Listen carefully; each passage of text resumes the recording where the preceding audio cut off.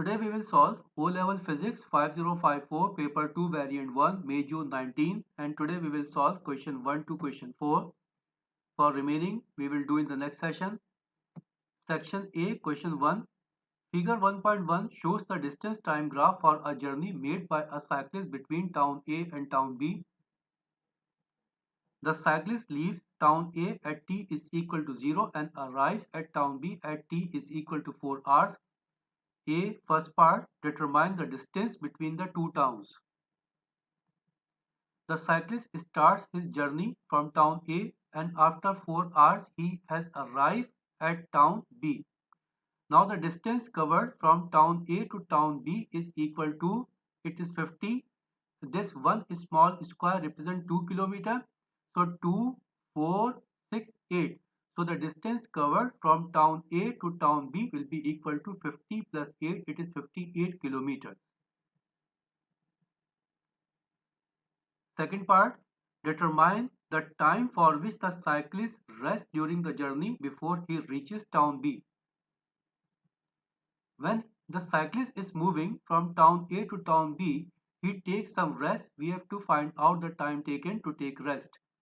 He starts to take rest at this point and rest is completed at this point. After that, he has started his journey again. Now the time taken from this point to this point, it will be equal to 0.8 hours. Here it is 2, it is 3. So one small square represents zero point 0.1. So from this point to 3, it will be equal to 0.8 hours. So time taken to take rest is equal to 0.8 hours. B part, the speed of the cyclist near the end of the journey is greater than the speed at the beginning. State how the graph shows this. Okay, first we read the answer what I have given here. Cover more distance in less time, or we can write the gradient is more steeper, or we can say the gradient is more inclined toward y-axis. It is given here the speed in the beginning is less and the speed in the end is greater. Why? How we can show that the speed in the end is greater and in the beginning is less? Here we are looking that in more time, less distance is covered. Here in 2.2 hours, the distance covered is 30 kilometer. And here we are looking from 3 to 4. From 3 to 4. From 3 to 4 means in 1 hour, the distance covered is from 30 to 58, means 28 kilometer. Here in 2.2 hours, he has completed 30 kilometer, and here just in 1 hour, he has completed a distance of 28 kilometer. Or we can say the gradient here is less steeper, here gradient is more steeper. Or we can say here gradient is less inclined toward y-axis, here gradient is more inclined toward y-axis. So any answer we can give here, all the answers are correct. Part C, calculate the average speed of the cyclist for the journey from A to B. For average speed, the formula is total distance covered over total interval of time. Now here total distance covered is 58 kilometers and the total time taken to cover this distance is given here 4 hours. So we have to divide 58 by 4. When we will divide 58 by 4, it will be equal to 15 kilometer per hour. So average speed is 15 kilometer per hour. Here I forget to write per hour. Here the complete unit is kilometer per hour. So remember this one, it is 15 kilometer per hour. Question number 2. Some sources of energy used to produce electricity may run out in the future. Underline the two sources of energy that are likely to run out first before the others. Okay, we have studied that two types of energy resources. One is renewable, second is non-renewable. Non-renewable energy will run out first. So non-renewable energy are coal and oil. So we have to underline coal and oil. The other sources of energy given here, solar, tide, waves and wind, all these are renewable energy that can be recovered easily. So these energies are renewable energy, and coal and oil are non-renewable energy because it takes to recover millions of air. So non-renewable energy are coal and oil. So we have underlined coal and oil. B part, figure 2.1. It is figure 2.1 is a simplified diagram of a geothermal power station. Thermal energy is given to the water as it passes through rocks underground. Describe the process by which this thermal energy causes the turbine to run. The answer is given here. Thermal energy provided to water boils water and produces steam. When water moves inside the crust of earth, this water absorbs the heat, and because of this heat, the water starts to boil and converted to steam. This steam falls with high pressure on the blades of turbine and starts turbine to turn. This steam falls on the blades of the turbine, and because of the high pressure, this blades of this turbine starts to rotate, starts to turn. So it is complete answer. It is given here. Part 2. Water from the cooling tower at 30 degrees centigrade passes into the ground and is heated to 160 degrees centigrade. The specific heat capacity of water is 4200 joule per kilogram degree centigrade. Calculate the thermal energy heat needed to heat 90 kg of water from 30 to 160 degrees centigrade. Okay, thermal energy is given as mc delta T, where this m is for mass, c is for specific heat, and this delta T is for change in temperature. Now here mass of water is given 90 kg, specific heat of water is given 4200, and what is the temperature difference? Here the temperature is 160, final temperature 160, initial 30, so change in temperature will be equal to 160 minus 30. Now by solving this one, we got the answer 4.9 into 10 power 7.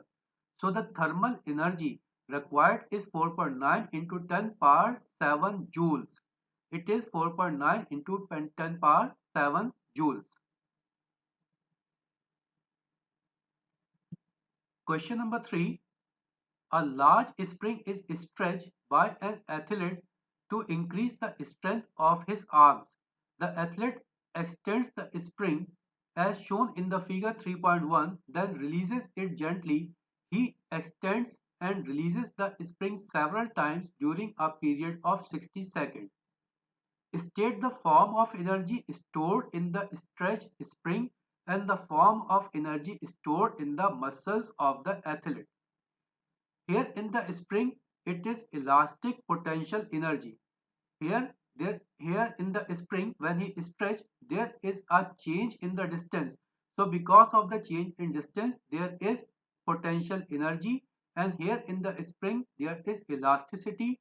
So the energy stored is called elastic potential energy. And the energy in the muscles of the athlete, it is definitely chemical energy. Chemical energy of the athlete is converting into elastic potential energy. Now we will check the answer. Form of energy in spring, it is elastic potential energy, and energy in the muscle, it is chemical energy.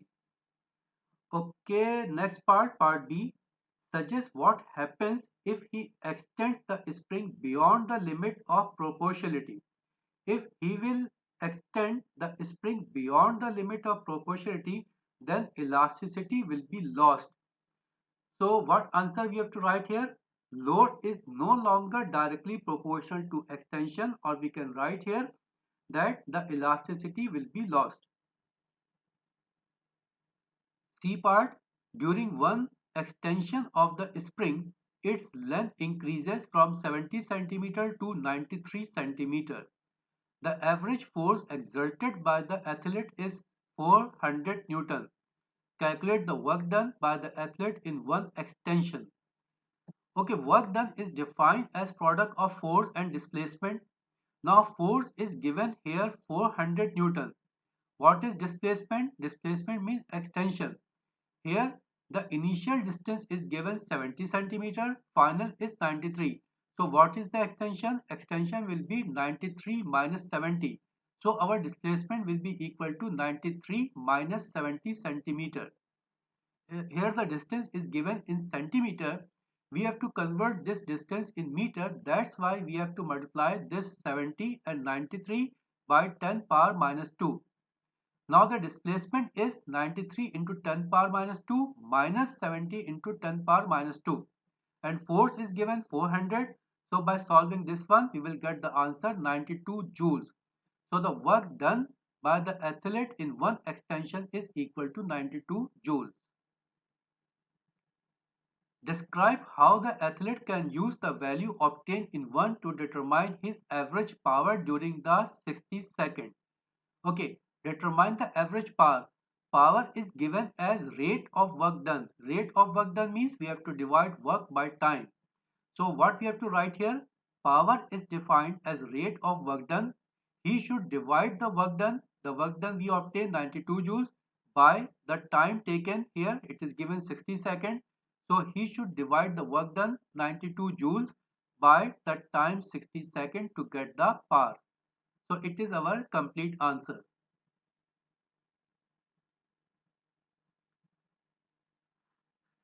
Question number 4. Figure 4.1 shows a cylinder with a piston that contains a gas. Here we have a cylinder and in the cylinder there is a gas. A liquid occupies a much smaller volume than a gas which has the same number of molecules. Explain why there is this difference. Okay, in gases the molecules are far away from each other and the force of attraction between the molecules is very less. And in liquid, these molecules are comparatively close to each other as compared to gas, and the force of attraction in between the molecules is more in liquid as compared to in gas. Now we will check what answer we have to write here. Intermolecular force of attraction in between liquid molecules is more as compared to gaseous molecule, and the distance between the liquid molecule is much lesser as compared to gaseous molecule. Okay, next part B. The volume of the gas changes from V1 to V2 as the piston moves into the cylinder. This increases the pressure from P1 to P2. The temperature remains the same. State the formula that relates V1, V2, P1 and P2.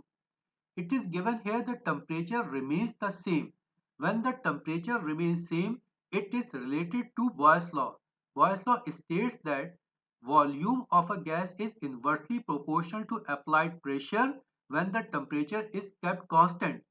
Or in other words, we can also say that the product of pressure and volume always remains constant when the temperature is given constant.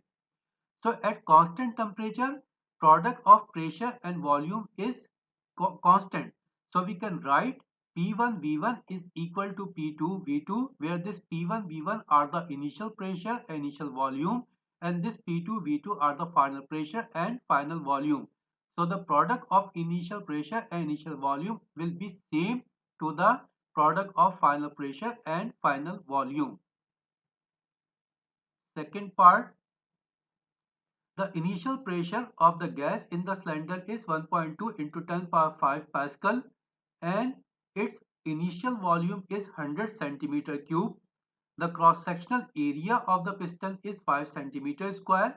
The piston is pushed at a distance of 8 centimeter. Calculate the final pressure of the gas in the cylinder. Okay, here we have to use the formula P1 V1 is equal to P2 V2. Now here initial pressure is given 1.2 into 10 power 5. Initial volume is given 100 centimeter cube. Here we have to find out the final pressure. P2 we have to find out. V2 is not given here, but from the given data we can calculate the value of V2. Here it is given the piston is pushed to a distance of 8 centimeter and the cross-sectional area of the piston is given 5 centimeter square. So what will be the volume that is changed? The volume will be equal to the product of this 8 centimeter multiplied by 5 centimeter square. So change in volume will be equal to length into cross-sectional area. Now initial volume is given 100 centimeter cube. It is change in volume. So what will be the new volume? New volume will be the difference of these two volume.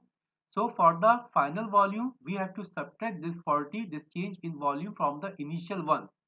So final volume will be equal to 100 minus 40. It is equal to 60 centimeter cube. Now V2 is 60 centimeter cube. We have substituted all the numeric values. Now by solving this one, we will get the answer. P2 is equal to 10 into 10 power 5 Pascal. So the final pressure is 2 into 10 power 5 Pascal. Part 3. Explain using ideas about the molecule why the pressure of the gas changes.